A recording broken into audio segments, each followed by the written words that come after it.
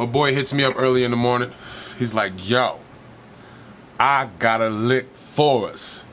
I'm like, word, let's do it. Right?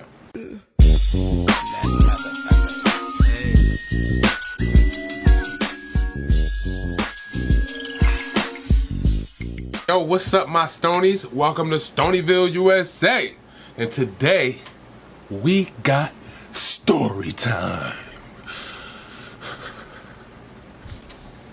Well, I'm going to talk about the time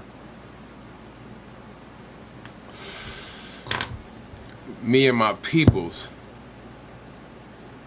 got stuck in the house on a B&E. Man, this shit was crazy, man. My boy hits me up early in the morning. He's like, yo, I got a lick for us. I'm like, word, let's do it. Right? So, we walks all around the town. We gets to some person's house, right? And we get up in there. For some reason, it was very easy to do it.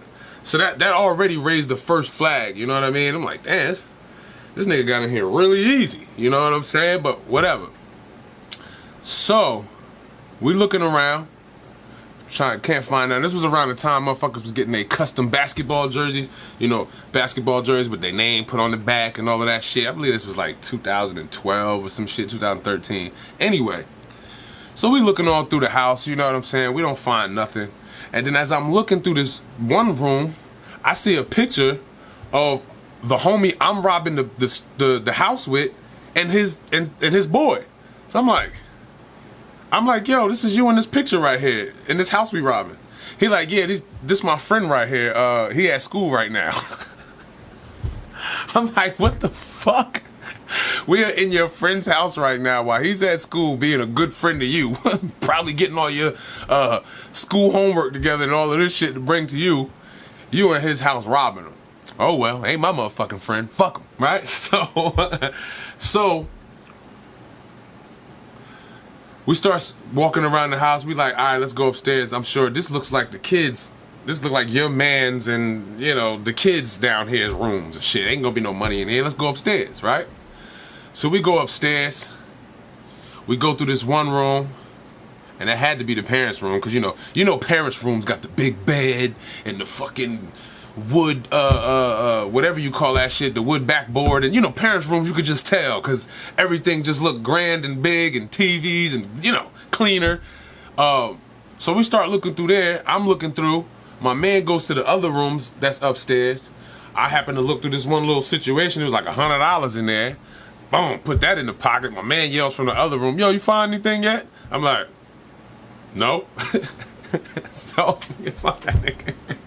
So, he already got me in a bad situation robbing his own peoples. So I'm like, fuck that. Every man for himself in this motherfucker. So, we get upstairs, like a DVD player, all this type of shit. Yes, at that time, DVD players was able to be sold. Alright? So anyway, we go downstairs, there's a fucking dog on like the last step. And we're like, where the fuck this dog come from? You know what I'm saying? Where the fuck did this dog come from? So I'm like, yo, and the dog wasn't that big. Remind you, this dog had to be like poodle size. It might have been a little bit bigger than a chihuahua, right? So here goes the fucking funny part. So I'm like, yo, go ahead, man. Go ahead, go down the stairs. And the dog's like curled up on the stairs all scared and shivering and shit. And we're like, whoa. So I'm like, go ahead, man. Go ahead, man. Go past that dog. My man like, nah, man. I ain't doing it, right? So me, I'm like, he like, well, won't you go buy that? I'm like, man, I ain't gonna buy that. It reminds this dog's like this, yo.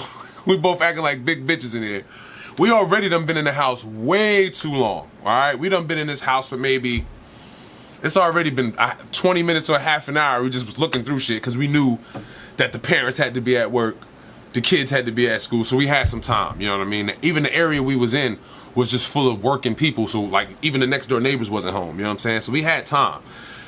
So I'm like, man, I goes back to the parents' room, I grab up a pillow, and I throw it down there towards the dog, hoping that the dog would just hoping that the dog would just run away or some shit. Nope. It curls up into the fucking, like a more scarier position, more shaking and shit. I'm like, ah, man, I'm thinking about just hopping over this motherfucker.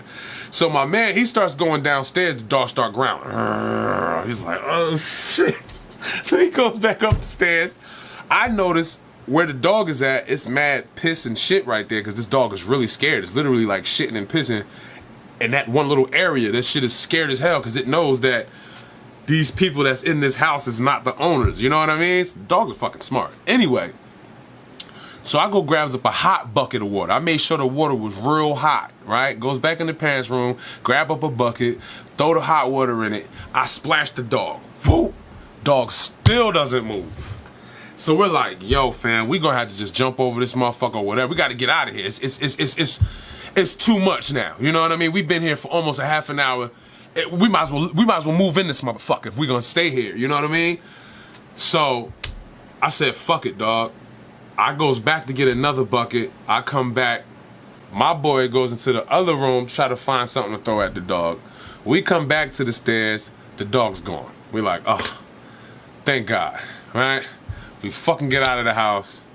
We get all the way back to the crib, and we just pretty much laughed about that shit, how two grown-ass teenagers were scared of this little-ass dog. We was almost gonna go to jail because we didn't want to get bit by this little dog. So, the moral of the story is, don't break in nobody's fucking house, alright? Get a fucking job. Easy.